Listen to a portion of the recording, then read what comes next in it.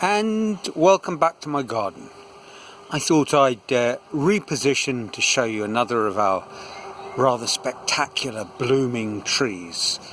This is Cassia do Nordeste, acacia of the northeast, although it's not an acacia tree. There we are. It has beautiful yellow blossoms, and that's good enough for me.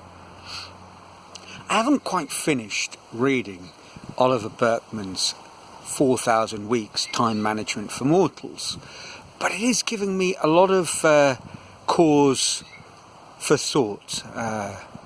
Very thought-provoking book.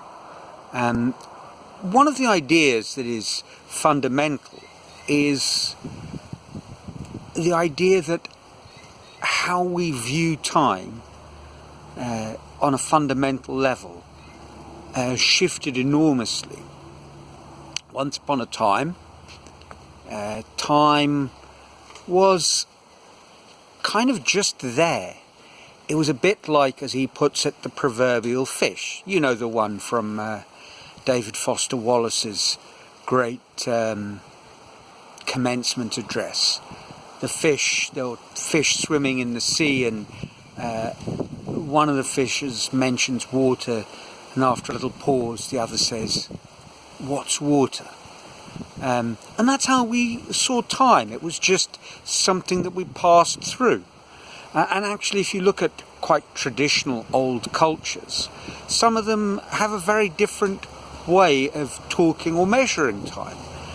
In Africa, there's a comment that in some cultures they will talk about something like, "I'll see you when I finish chopping the wood." So there is no measurement of time.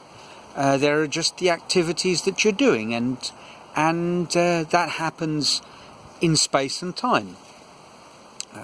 I'm not going to start getting all 20th century physics on this, with the space-time continuum. But that notion, that traditional notion of time, changed somewhat round about the Industrial Revolution. And the Industrial Revolution gets a lot of blame for a lot of stuff, and frankly quite rightly so.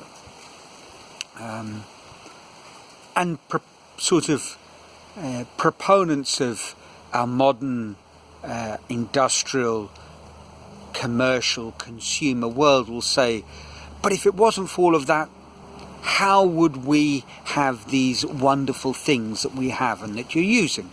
As if somehow in previous cultures, eras, nothing was produced. But the Industrial Revolution basically instrumentalized time. Time was a commodity, rather like labor, that was used in the production of goods. And if we look at how we talk about time now, it is very much in that sense, using our time well. Time is a resource. And this is problematic because, as I was discussing last week, what about the hummingbirds? How do they fit into that scheme? But all the same, we do talk about and think about time that way. There's no escaping it. And actually, the kind of notion that time is something very precious, maybe not a resource in the sense of means of production, but something precious nonetheless. Well, that's not a new idea. If I go back to my favourite school of philosophy, the Stoics, they have this wonderful phrase, memento mori, remember you will die. And it's not a grim thought, it's an inspiring thought. Basically, take care, your life is finite. Make the most of it.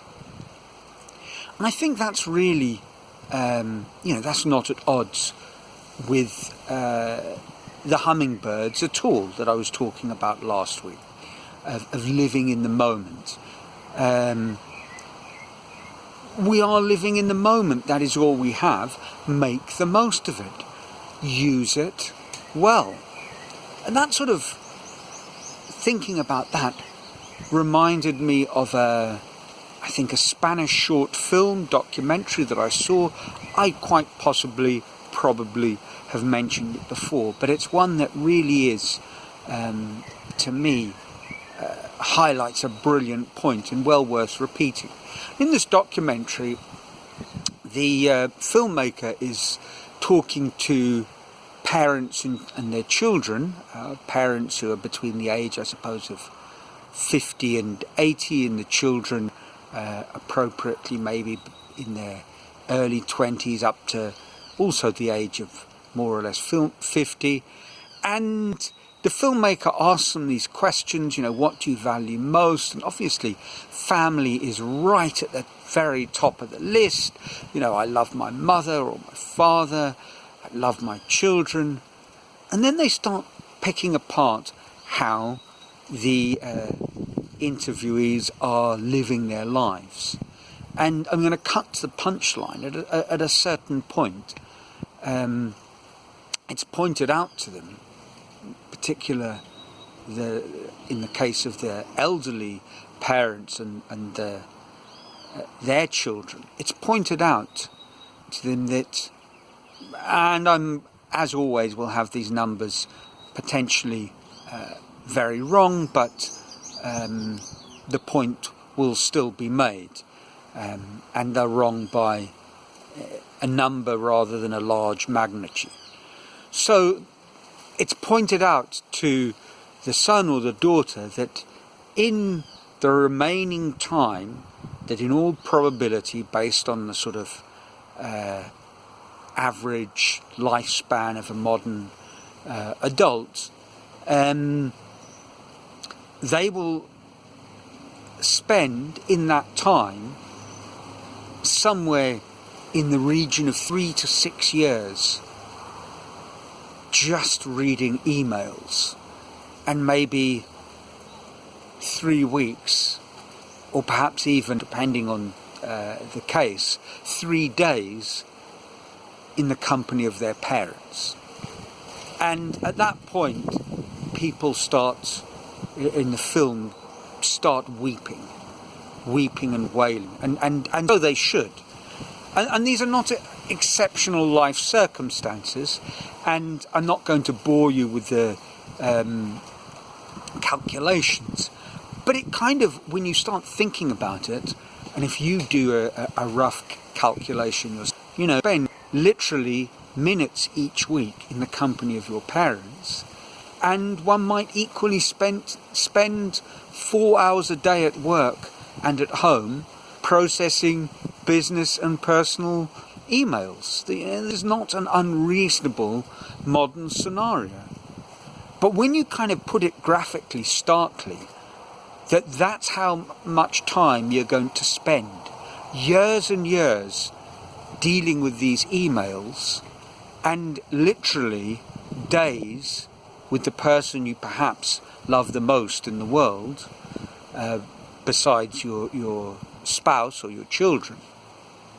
Well, that is shocking indeed. And there's a chap he did a very, very good TED talk about, I suppose, dealing with the monkey mind. But his website looks at this very graphically.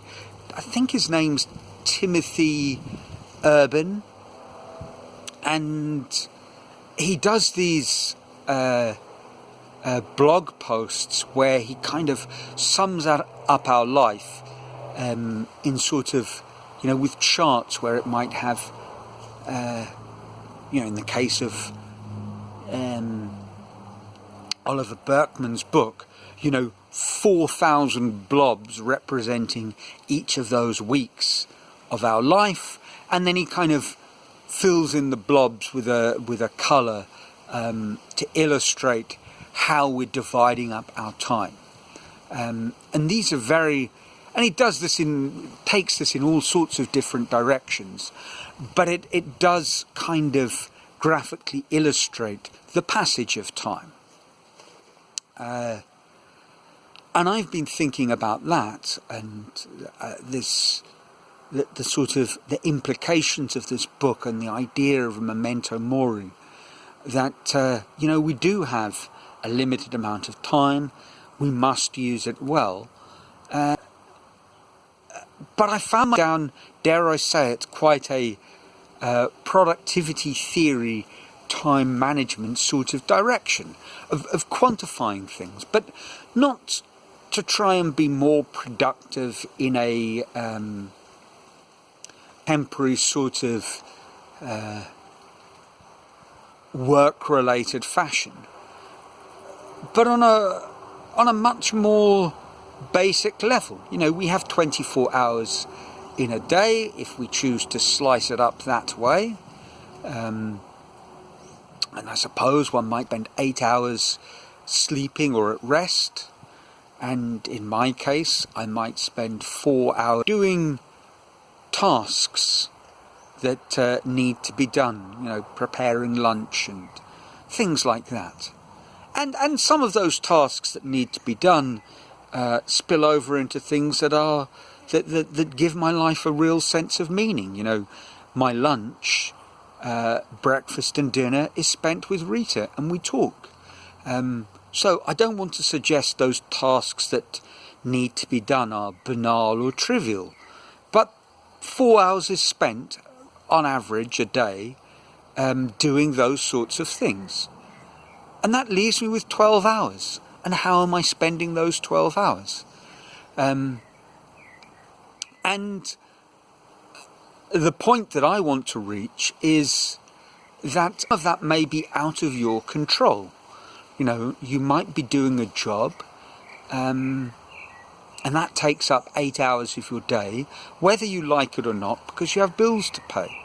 And that might leave you with 4 hours. In my case, I'm well aware I'm a very privileged person who lives a day and has a routine that is very much within my own control. So how do I spend those 12 hours? And at the moment, I'm sort of thinking, well, I'd like to spend it as much as possible doing 3 things that I enjoy doing. Making my sculpture, writing or producing some sort of content of a film nature, and currently playing chess.